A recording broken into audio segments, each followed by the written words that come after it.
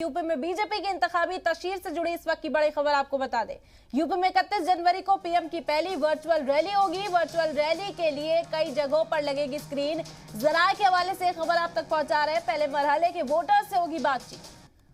आपको बता दें, कोविड के केसेस में इजाफे के बाद इलेक्शन कमीशन ने पाबंदी आयद की थी इंतखाबी तशहीर करने पर, और इसके बाद अब वर्चुअल तरीके से आवाम के बीच पहुंचेंगे वजीर-ए-आजम नरेंद्र मोदी। यूपी में 31 जनवरी को पीएम की पहली वर्चुअल रैली होगी और वर्चुअल रैली के लिए कई जगहों पर डिजिटल स्क्रीन्स भी लगाई जाएंगी। पहले मरहले के लिए वोटर्स से बातचीत करेंगे वजीर-ए-आजम नरेंद्र मोदी। जराये के हवाले से ये बड़ी खबर आप तक पहुंचा रहे हैं।